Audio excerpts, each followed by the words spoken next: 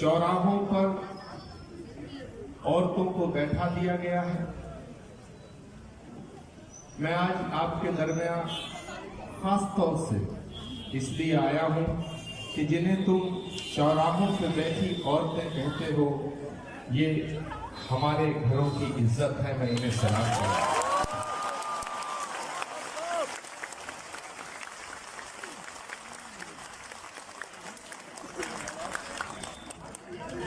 ये हमारे घरों का सम्मान है। मैं इन्हें प्रणाम करने में।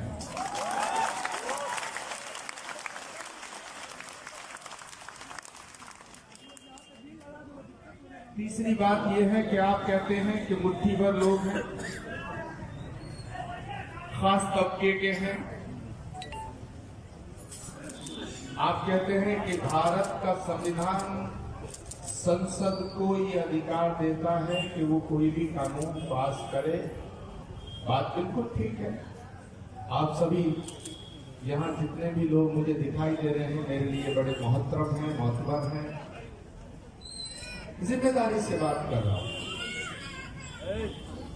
संजीदगी के साथ बात कर रहा हूं। आखिर ये सोचना तो पड़ेगा कि आप अपने घरों से निकल के यहाँ बैठे क्यों हैं? और उधर भी तो सुरक्षा जगह निकल गया है। तो आपने फरमाया के साथ रिकॉर्डिंग कर रहा ना, देश की संसद को देश के संविधान ने ये अधिकार दिया है कि वो चूर हुकूमत के गुरूर में अंधे हुए गुजरात के इन लकड़बग्घों से ये कहना चाहता हूं,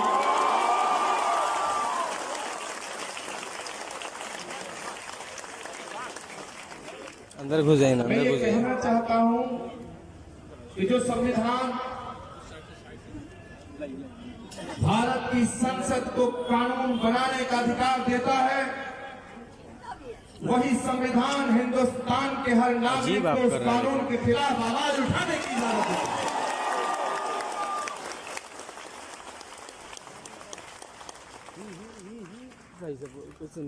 बात साफ हो जानी चाहिए। आपने कानून बनाया, आप कहते हैं ये आपका अधिकार है। हम सड़क पे निकल के आ गए, हम कहते हैं ये हमारा अधिकार।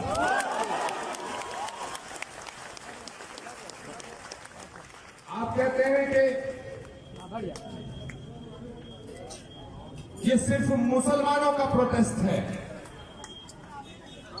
पटना की सरजमी से आंख खोल करके देखो, हिंदुस्तानियों का प्रोटेस्ट है।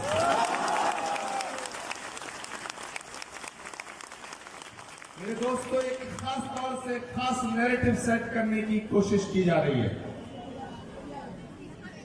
उस नैरेटिव को तोड़ने के लिए हम लोग यहां आए हैं और मैं वादा करके जाऊंगा, परमात्मा को साक्षी रख के इस पवित्र धरती को नमन करते हुए मैं एक वचन देकर के जाता हूं। ये लोग कहते हैं और इन्हें गलतफहमी है, मुट्ठी भर लोग बताते हैं, चंद लोग इकट्ठे होकर सड़क पे बैठ गए, हमारा क्या बिगाड़ेंगे। चुनौती देते हैं कि हम 1 इंच भी पीछे नहीं हटेंगे। ये हिंदुस्तान की सरजमी है साहब। जालिम कितना भी मजबूत हो, हुकूमत कितनी भी ताकतवर हो, जब जनता की आवाज बुलंद होती है तो तुम्हें कभी भी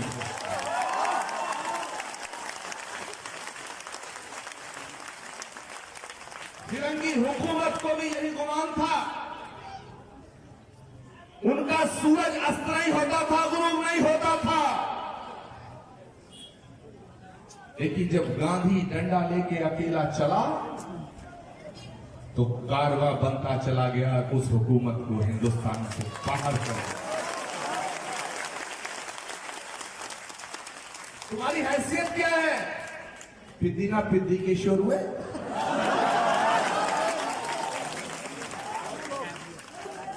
ये गांधी का देश है साहब, ये सुभाष का देश है, ये भगत सिंह का देश है, ये अशफाक का देश है, ये वीर अब्दुल हमीद का देश है,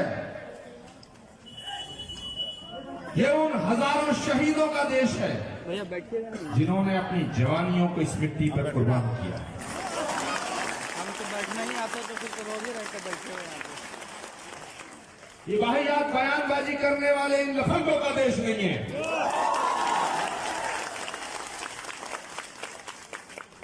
अब सवाल उठता है कि ये कानून लाए क्यों?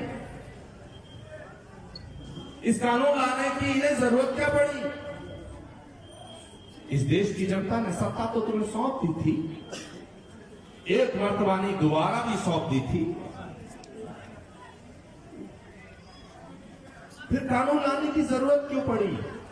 कानून लाने की जरूरत इसलिए पड़ी कि तारिक अनवर साहब फरमा रहे थे कि अगर इनसे सवाल करो कि साहब तुमने जो वादे किए थे वो पूरा क्यों नहीं हो रहे? तुमने वादा किया था कि हम नौजवानों को नौकरियां देंगे, तुमने वादा किया था कि हम पाकिस्तान का इलाज कर देंगे, तुमने वादा किया था कि हम साहब दहशतगर्दी को खत्म कर देंगे, तुमने वादा किया था कि हम इस महंगाई को कंट्रोल कर देंगे, तुमने वादा किया था कि हर इंसान को हम खुशहाल जिंदगी देंगे, तुमने वादा किया था।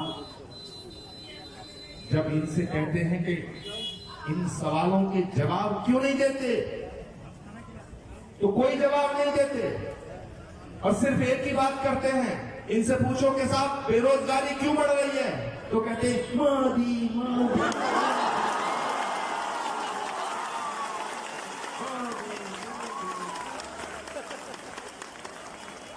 महंगाई क्यों बढ़ रही है, मोदी। पाकिस्तान का इलाज क्यों नहीं हुआ, मोदी। पुलवामा में हमारे जवान शहीद क्यों हुए, मोदी। अरे ये क्या तमाशा भाई? साहब बड़ी नाइंसाफी है। चाय मैंने मंगाई पिए रहे।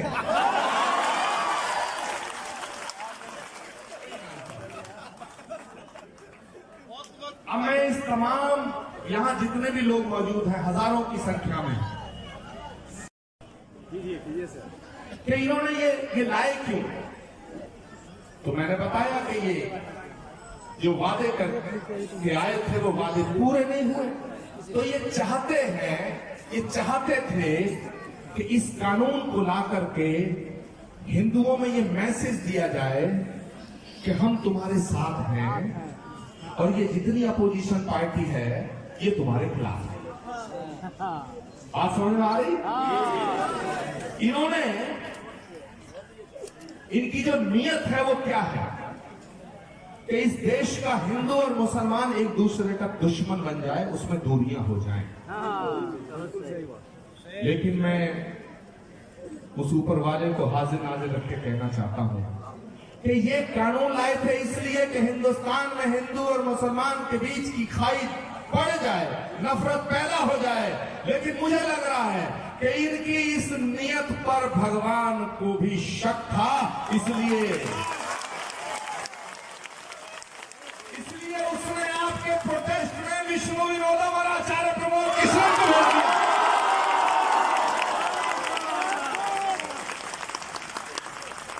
ये हिंदू और मुसलमान में खाई पैदा करना चाहते हैं, ये हिंदू और मुसलमान में नफरत पैदा करना चाहते हैं, ये हिंदू और मुसलमान को लड़ाना चाहते हैं। लेकिन मुझे ऐसा लग रहा है कि इनकी चाल फेल हो गई है और हिंदू और मुसलमान की एकता हिमालय की तरह खड़ी हो गई है। ये इत्तेहाद का हिमालय है। जितने भी यहाँ लोग मौजूद हैं, मैं आपसे कह के जाना चाहूंगा कि जब आप इनसे सवाल करो और ये करें मोदी मोदी मोदी, तो आपको कुछ नहीं कहना है, आपको नाराज नहीं होना है। जैसे ये कहें मोदी मोदी मोदी, तो आप कहना देश की कब्र खो दी खो दी।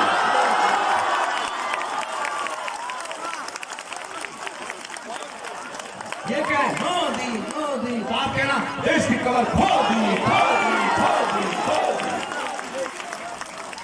और एक और बात कहना, ये कहे मोदी मोदी, आप कहना देश की कब्र खो दी खो दी खो दी खो दी।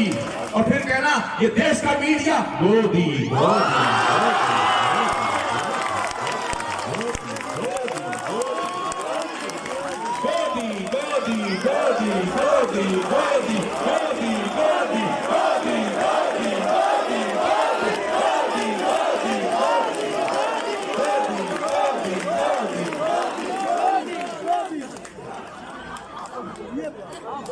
अजीब तमाशा है।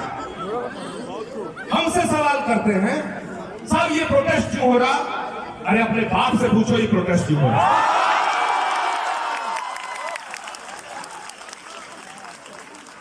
हुकूमत की जिम्मेदारी होती है जो तख्त पे बैठा होता है, जो इख्तियार में होता है, जो सत्ता में होता है, वो घर का मुखिया कहलाया जाता है। घर के किसी भी बच्चे को तकलीफ हो, दर्द हो, तो उसका हाल पूछने कौन आएगा? ये अजीब घर का मुखिया है, महीनों से ज्यादा हो गया,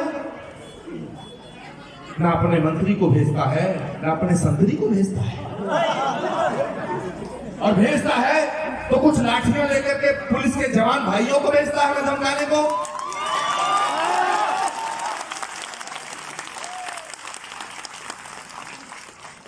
हमें धमकाना चाहते हो, हमें डराना चाहते हो,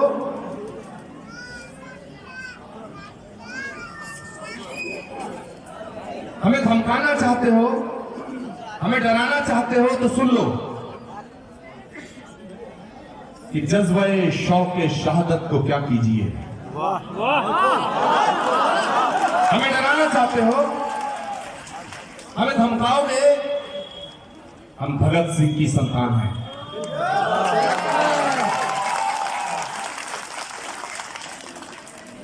हम भीमराव अंबेडकर की संतान हैं। हम सूर, कबीर, तुलसी और मियां की संतान हैं। हम सूफी संत फकीरों की संतान हैं। हम ऋषि मुनि महात्माओं की संतान हैं। हम मर्यादा पुरुषोत्तम भगवान श्री राम और भगवान कृष्ण की संतान हैं। हम गरीब समाज की संतान हैं। हमें नहीं डरा सकते कि जज्बे शौक़े शहादत को क्या कीजिए। आज हमने हथेली पे सर ले लिया। जज्बे शौक़े शहादत को क्या कीजिए। आज हमने हथेली पे सर ले लिया और कत्ल होने से अब हम डरे किस लिए? कातिलों के मोहल्ले में घर ले। हमें डराओगे? हमें डराओगे? इस देश ने बड़ी आंधियां देखी हैं, बड़े तूफान देखे हैं, इस देश ने बड़े बवंडर देखे हैं, और जब बवंडर आता है कोई भी लफंडर बादशाह बन जाता है। हमें डराओगे?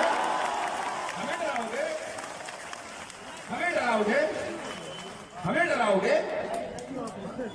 मैं आवाज दे रहा हूं कि यहां जितने भी हिंदू साहिबान हैं, हिंदू भाई हैं, हाथ खड़े करें, हाथ खड़े करें, हाथ खड़े, पीछे तक जहां तक खड़े करें, बेंच से खड़े करें। जितने मुस्लिम भाई बहन हैं वो हाथ खड़े करें। अब दोनों हाथ खड़े करके बताओ हम हिंदुस्तानी हैं। अब कहो कि हम हिंदुस्तानी हैं। मुट्ठी बंद करके कहो इनकलाब, इनकलाब, इनकलाब, इनकलाब, इनकलाब, इनकलाब, इनकलाब, इनकलाब। तख्त बदल दो, ताज बदल दो, तख्त बदल दो, ताज बदल दो, तख्त बदल दो, ताज बदल दो। हम लोग का शहर तो नहीं चलेगा भाई। तख्त बदल दो, ताज बदल दो। अभी तलीय में आई है, अभी तलीय में आई है। लोगों नीचे इनकलाब, भाई साहब लोगों नीचे कर जय भीम, जय भीम, जय हिंद, जय हिंद, मादरे वतन हिंदुस्तान, हिंदुस्तान, भारत माता की। अब देख लो अकल के अंधो ये कौन बोल रहा है। ये हिंदुस्तान है, ये हिंदुस्तान है। मेरे दोस्तों, हमें ना कोई गाड़ी फूकनी है, ना कोई पत्थर चलाना है, ना हमें अपने देश की संपत्ति को नुकसान पहुंचाना है, लेकिन जालिमों की सरकार को उठा के फेंकते रहे। हमें अपने वतन को नुकसान नहीं पहुंचाना है, लेकिन इस जालिम सरकार को दिल्ली के तख्त से हटाना है। और जो इस लड़ाई में साथ देना चाहता है वो साथ आए, जो हमारा साथ नहीं देना चाहता है वो हमारे खिलाफ खड़ा हो जाए।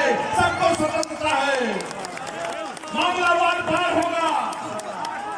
मगर मैं कहना चाहता हूं कि जो हमारा साथ देना चाहता है, जो नहीं देना चाहता है, दोनों अपने पाले में खड़े हो जाएं। लेकिन तीसरे भी हैं जो कभी साथ देना चाहते हैं।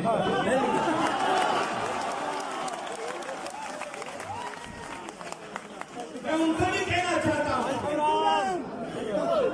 इधर उधर मत देखिए, सीधे देखिए, सीधे सीधे सीधा देखिए। इधर उधर देखोगे गड़बड़ हो जाएगी, ना इधर के रहोगे ना उधर के रहोगे। ना खुदा ही मिला ना विसाले सनम, ना खुदा ही मिला ना विसाले सनम, ना इधर के रहे ना उधर के।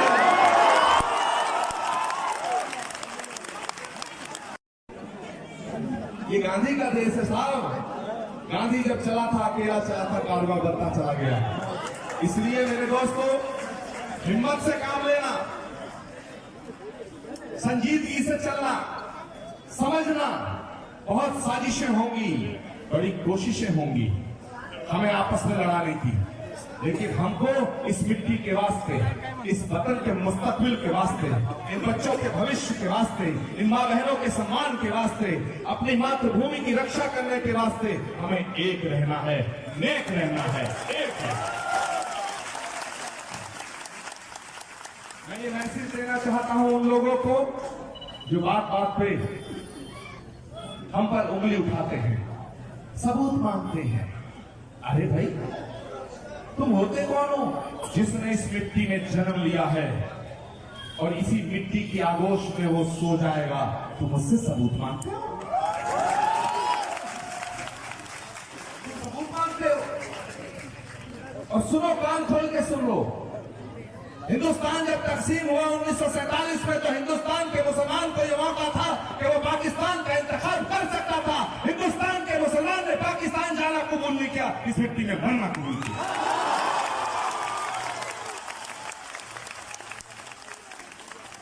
तुम सबूत मांगते हो उनसे, तुम सबूत दो। काहे का सबूत मांगते हो भाई? और तुम सबूत मांगते हो, तुम्हें शर्म नहीं आती? जब देश की लड़ाई लड़ी जा रही थी, आजादी की जंग लड़ी जा रही थी, तो तुम अंग्रेजों की दलाली कर रहे थे, तुम्हें शर्म नहीं आती? आप सबूत मांगते हो। मैं ये कहना चाहता हूं, जिसने इस मिट्टी की कोख से जन्म लिया है, मुझे उसमें वफादारी नजर आती है। और तुम्हें गद्दारी नजर आती है?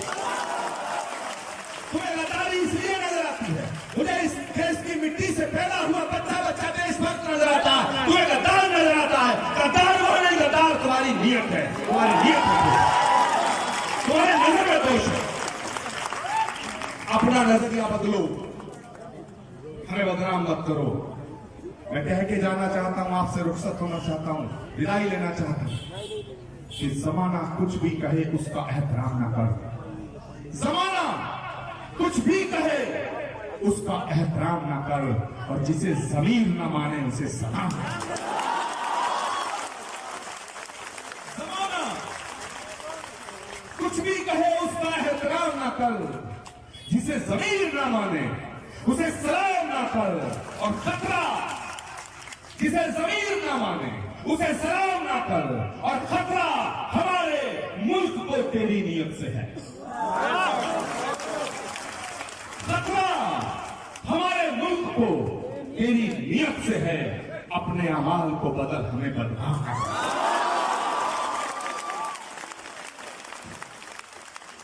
ये देश वो है जो वसुधैव कुटुंबकम का उद्घोष करता है, उपनिषद की उद्घोषणा है। अयम विजय परोवेति कर्णा लघुचेत साम चरकनांतु वसुधैव कुटुंबकम। इसका मतलब है कि दुनिया में जो भी कुछ है वो एक वसुधा है और उसका परिवार है, एक परिवार है। वसुधैव कुटुंबकम, पूरी वसुधा एक परिवार है। तो अगर पूरी वसुधा एक परिवार है अमेरिकन और इस परिवार का हिस्सा है। हमारा उपनिषद कहता है, हमारा धर्म कहता है, तुम हमारे धर्म को छोटा मत करो। सनातन धर्म कहता है कि जो मदद मांगे उसकी मदद करो, जब मांगे तब करो, जितनी मांगे उतनी करो।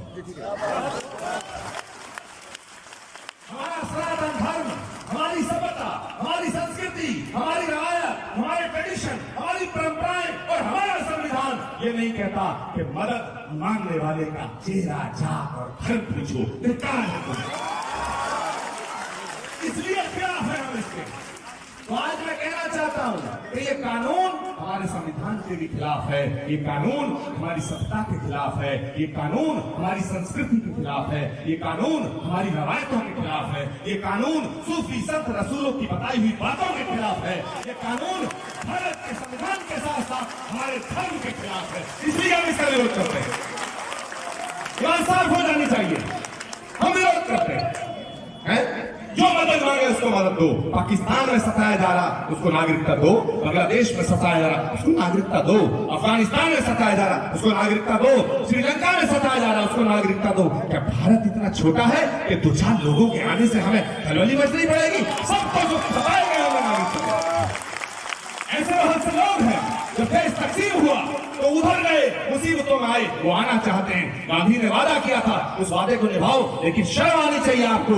गांधी ने ये नहीं कहा था कि उसकी जाति और धर्म पूछना। झूठ बोलते हो आप। गांधी की आत्मा को मारना चाहते हो, गांधी के जिस्म को तुमने मारा, तुम आज गांधी की आत्मा को खत्म करना चाहते हो। तुम चोर हो, तुम झूठे हो, तुम बेईमान हो।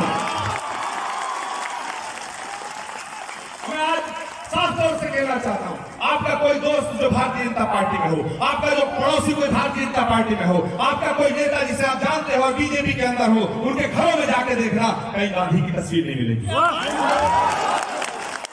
नहीं मिलेगी, क्योंकि गांधी को मानते नहीं। इन्होंने तो गांधी की हत्या करके उसका चश्मा छीन के स्वच्छ भारत लिख दिया।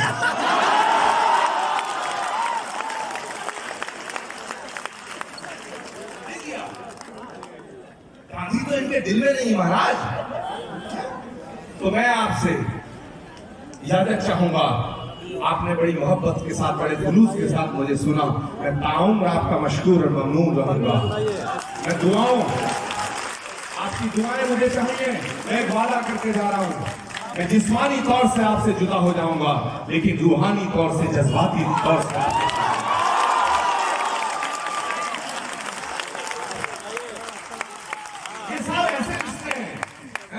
ये हमें अलग करना चाहते हैं। अरे कहां कहां से जुदा करोगे तुम हमको, हजार रिश्तों में बंधे हुए हैं हम। तो बस एक मैसेज हम सब की तरफ से, खास तौर से आपकी तरफ से मरकज की हुकूमत को देके मैं जाना चाहता हूं कि हमारा भी वतन है ये,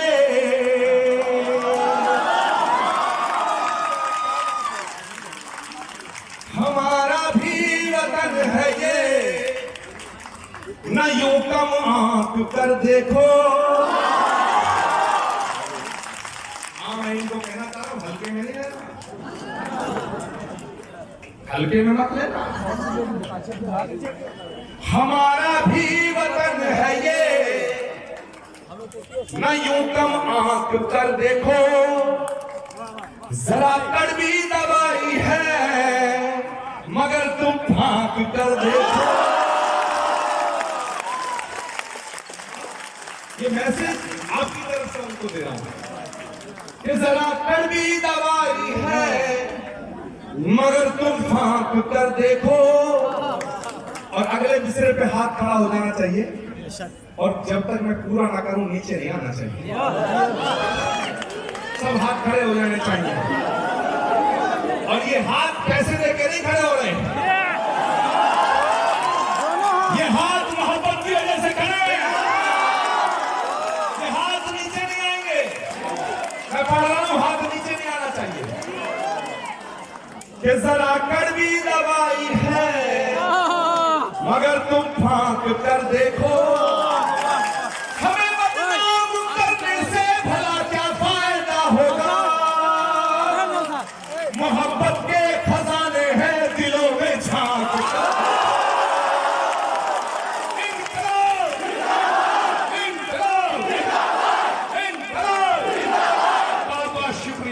थैंक यू वेरी मच। खुदा हाफिज। ओम शांति ही शांति शांति।